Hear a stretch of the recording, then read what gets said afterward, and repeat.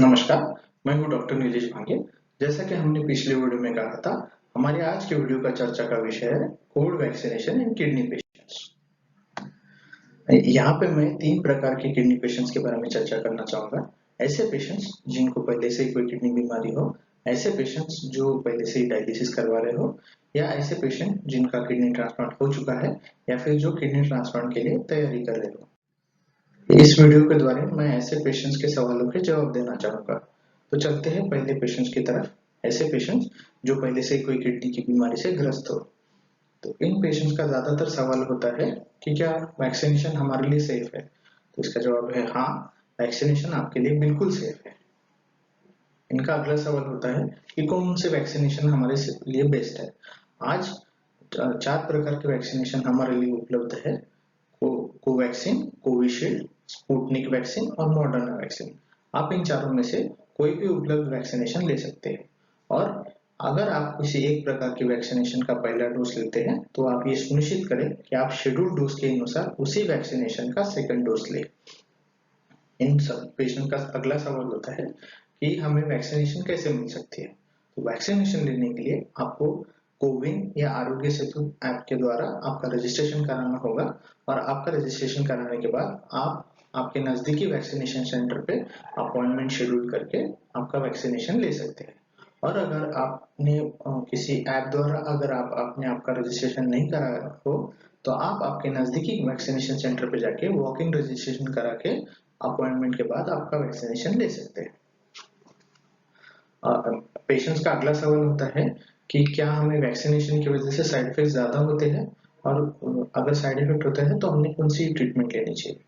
तो आम पेशेंट्स की तरह ही किडनी पेशेंट्स को भी वैक्सीनेशन लेने के बाद कुछ मामूली साइड इफेक्ट जैसे कि बुखार होना, सर दर्द होना, बदन में दर्द होना, उल्टियां होना, ऐसे साइड इफेक्ट्स हो सकते हैं। और अगर आपको ये साइड इफेक्ट होते हैं, तो आप आपके किडनी रोग विशेषज्ञ की सलाह के अनुसार इलाज ले सकते हैं।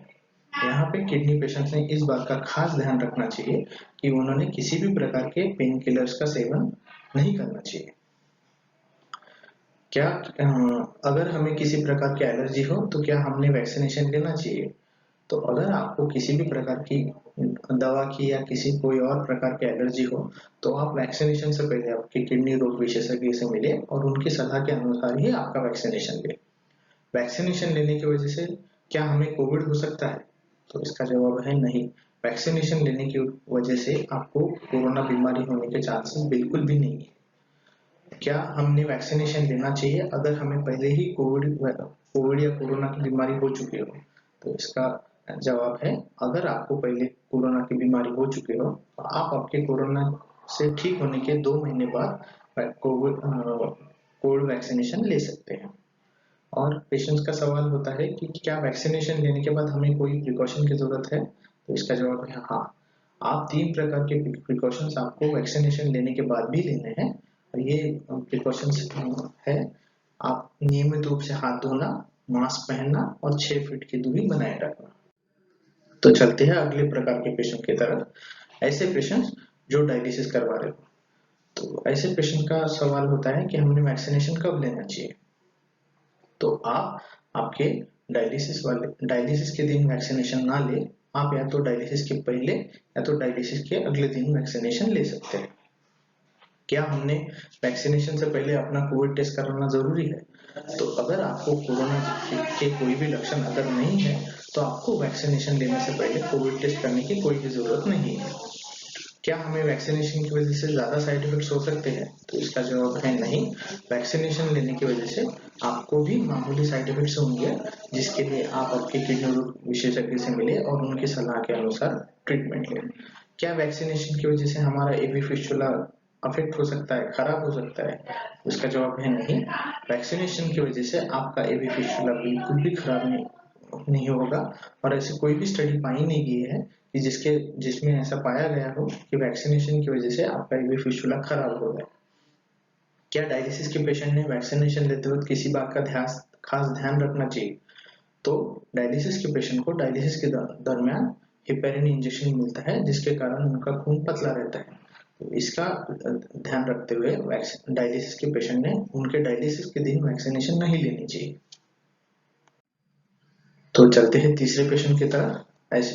ऐसे पेशेंट जो किडनी ट्रांसप्लांट, जिनका किडनी ट्रांसप्लांट हो चुका है या फिर जो किडनी ट्रांसप्लांट के लिए तैयारी कर रहे हैं, तो ऐसे पेशेंट में किन्होंने वैक्सीनेशन लेना चाहिए। तो हम किडनी ट्रांसप्लांट के पेशेंट्स को सलाह देते हैं कि किडनी ट्रांसप्लांट के पेशेंट्स और उनके घर में के सभी सदस्य वैक्सीनेशन ले। किडनी ट्रांसप्लांट के पेशेंट ने वैक्सीनेशन कब लेना चाहिए। अगर आप किडनी ट्रांसप्लांट के लिए तैयारी कर रहे हैं तो आप आपके ट्रांसप्लांट के 2 हफ्ते पहले या फिर ट्रांसप्लांट होने के 1 से 6 महीने के अंतराल में आप वैक्सीनेशन ले सकते हैं। किडनी वैक्सीनेशन, कोविड वैक्सीनेशन लेने के ट्रांसप्लांट पेशेंट में क्या फायदे हैं। वैक्सीनेशन लेने के बाद वजह से आपको हर्ड इम्यूनिटी मिलती है और आपको कोरोना की बीमारी होने के चांसेस कम रहते हैं। और अगर आपको वैक्सीनेशन के बाद कोरोना की बीमारी होती है तो इस बीमारी के लक्षण आप में कम मात्रा में पाए जाएंगे और आपको बीमारी की वजह से सीरियस बीमारी होने के चांस को वैक्सीनेशन की वजह से सीरियस बीमारी होने के चांसेस कम रहते हैं, जिसके कारण आप घर पे ही आइसोलेशन में आपका इलाज करा सकते हैं। क्या वैक्सीनेशन लेने से पहले ट्रांसप्लांट पेशेंट ने कोविड टेस्ट कराना चाहिए। तो इसका जवाब है नहीं। अगर आपको कोरोना के लक्षण नहीं है तो आपने वैक्सीनेशन से पहले कोविड टेस्ट कराने की कोई भी जरूरत नहीं है। क्या ट्रांसप्लांट के पेशेंट्स को वैक्सीनेशन की वजह से ज्यादा साइड इफेक्ट्स होते हैं। तो इसका जवाब है नहीं। ट्रांसप्लांट पेशेंट्स में वैक्सीनेशन के बाद साइड इफेक्ट्स आम जनता की तरह ही होते हैं और जिसके लिए अगर आपको कोई ऐसे साइड इफेक्ट्स होते हैं तो आप आपके किडनी रोग विशेषज्ञ के सलाह करने करने के बाद आपके ट्रीटमेंट ले सकते हैं। इनका अगला सवाल होता है कि वैक्सीनेशन की वजह से उनकी ट्रांसप्लांटेड किडनी पे कोई असर पड़ता है। तो इसका जवाब है नहीं। अभी तक की कोई भी स्टडी में ऐसा कोई परिणाम मिला नहीं है कि जिसमें ये पाया गया हो कि वैक्सीनेशन की वजह से आपके ट्रांसप्लांटेड किडनी पे कोई असर पड़ा हो। तो अगर आपको ये वीडियो पसंद आया हो तो इसे ज्यादा से ज्यादा लाइक करें और शेयर करें और हमारे इस YouTube video channel 7 star hospital को सब्सक्राइब करें। आने वाले वीडियो में मैं आप सभी को किडनी पेशेंट्स के बारे में, किडनी बीमारियों के बारे में बेसिक जानकारी देना चाहूंगा। धन्यवाद।